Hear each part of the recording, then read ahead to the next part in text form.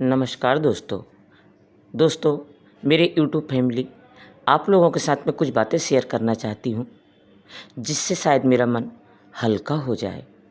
दोस्तों, मेरे जीवन की कहानी आप लोगों के साथ शेयर कर रही हूँ, प्लीज़ इसे ज़रूर सुनिएगा।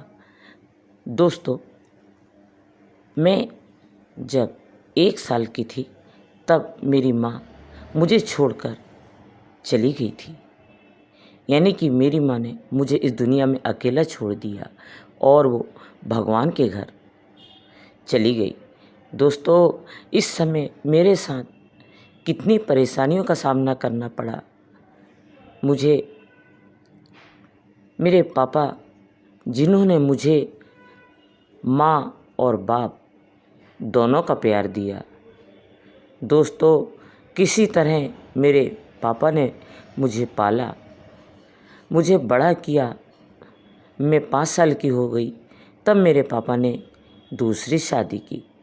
दोस्तों, जब दूसरी शादी हुई तो मेरी सौतेली माँ आई और उनका व्यवहार मेरे साथ अच्छा नहीं था। वो मुझे खाने को नहीं देती, मुझे मारती, मुझे घर से भगा देती, मुझे नहाने नहीं देती, मेरे कपड़े नहीं धोते और मैं इतनी गंदगी से जीवन व्यतीत कर रही थी, वो मुझे पता है। दोस्तों, शायद आपको सुनकर हैरानी होगी कि मेरे कपड़ों पे जुएं हो जाते थे। मैं क्या कर सकती थी, मुझे कुछ पता नहीं था, क्योंकि मैं मात्र 5 से 6 साल की थी। मेरे पापा से कह देती थी कि हाँ, मैंने नहला दिया है, मैंने खाना खिलवा दिया है, पर मुझे अक्ल नहीं थी। मैं रोती रहती थी और इस तरह मेरे दिन कटते गए। और मैं जब 6वीं क्लास में आई तो मुझे कुछ अपनी मैं भगवान से यही प्रार्थना करूंगी कि भगवान कभी ऐसी सज़ा किसी को न दे, किसी का परिवार, किसी की माँ कभी न छीने, किसी को बेसहारा न करे। हे मालिक, कभी ऐसा किसी का न बिगाड़ना, किसी की माँ को मत छीनना, क्योंकि जो मुझ पर गुजरी है शायद वह किसी पर न गुजरे। बस भगवान से यही प्रार्थना करती हूँ कि सदैव आप पर माँ का साया बना रहे। दोस्तों, मेरी ज़िंदगी तबाह हो गई, मैं धीरे धीरे अपने दिन व्यतीत कर रही थी कि मैं 7वीं में पहुँच गई और उस समय मैं मात्र 13 या 14 साल की थी। तो मुझे कुछ अक्ल आई और मेरे पापा ने मेरी शादी कर दी। दोस्तों, शादी हुई, ससुराल मिला, जहाँ सास तो अच्छी, पर मेरी ननद मुझे लकड़ियों से मारा करती थी, डंडों से पीटा करती थी, मेरे हाथ पैर दबवाती, मेरे देवर मेरे पैर दबवाते और मैं नहीं सुनती तो मुझे सताया जाता था, क्योंकि मेरे पति मुझे छोड़कर वो ऑफिस चले जाते थे और वो कभी किसी को कुछ नहीं कहते थे। मुझे इतनी यातनाएं दी गई कि मुझे कितने दूरों से पानी भरवाया जाता था, डबल गुंडी मेरे सर पर रखकर, और मैं किस तरह से मेरा जीवन व्यतीत कर रही थी। दोस्तों, मैं आपके साथ क्या बता दूं, कैसे शेयर करूं। मुझे भर दोपहर में पानी लेने पहुंचाया जाता था कुएं पे, जहां बहुत दूरी पर कुएं थे। मैं 2 गुंडी सर पर रखकर पानी लेकर आती थी और मेरी उम्र मात्र 16 साल, और मैं इस तरह से अपनी ज़िंदगी तबाह कर रही थी। पर मेरे पति कुछ नहीं कहते, वो बहुत सीधे थे, वो अपनी माँ को जवाब नहीं देते थे, वो अपनी बहन को नहीं बोलते थे, क्योंकि बहन जॉब वाली थी तो वो ही हमारे परिवार का खर्चा चलाती थी। इसलिए मुझे बहुत सताया करती थी।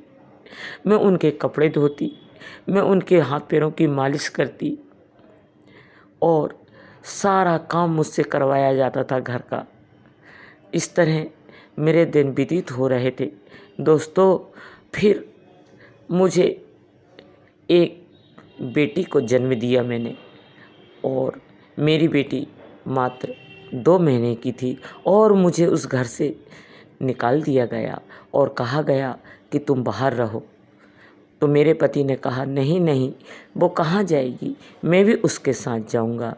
ऐसा कहकर मेरी ननंद ने मेरे पति को भी गुस्से में उल्टा सीधा बोला, पता नहीं कैसे कैसे शब्द कहे। दोस्तों, ये तो ऊपर वाला मालिक ही जानता है। और मेरे दिन कट रहे थे और मैं अपने पापा के सहारे थी, और अपने पापा पर भरोसा था मुझे कि नहीं, मेरे पापा हैं मेरी सहायता करने के लिए, मेरी देखरेख करने के लिए। मेरे पापा के मेरी सौतेली माँ की और संतानें हो चुकी थी, पर पापा का प्यार कम नहीं हुआ था। भले ही सौतेली माँ का व्यवहार अच्छा नहीं था, पर पापा ने मुझे हमेशा प्यार दिया। और मैं अपने पापा के भरोसे चल रही थी। फिर एक दिन ऐसा आया कि मेरे पापा की तबीयत खराब हो गई और मैं दौड़ के अपने ससुराल से मायके गई। मैं अपने पापा का इलाज करवाऊंगी, मैं अपने पापा को ठीक कर लूँगी। और मैं दौड़ी दौड़ी गई। मेरे भाई ने मेरे पापा का इलाज नहीं करवाया, उन्हें खाने को भी नहीं दिया करते थे, उन्हें चाय नाश्ता कुछ नहीं। और मैं यहाँ से ससुराल से दौड़कर मैंने 15 दिन उनकी सेवा करी। और मेरे पापा इतने बीमार हो गए कि वो मुझे छोड़कर चल दिए। अब मैं बेसहारा हो गई, पापा भी नहीं, माँ भी नहीं। अब मैं किससे अपनी दिल की बात कहूँ। मैंने तो अपनी माँ की तस्वीर तक नहीं देखी थी, मेरी माँ की फ़ोटो तक नहीं थी मेरे घर पे कि मैं उनके दर्शन कर लेती कि मेरी माँ कैसी थी। दोस्तों, कभी भगवान करे ऐसा कभी किसी के साथ ना करे जो मेरे साथ गुजरी है। और अब तो मेरे 3 बच्चे हैं और मेरे धीरे धीरे अच्छा जीवन कट रहा है। पर ऐसी परेशानी कभी किसी को ना दे, किसी को ना दे। दोस्तों, मैंने आज आप लोगों के साथ शेयर किया है, मुझे थोड़ा हल्का महसूस हो रहा है।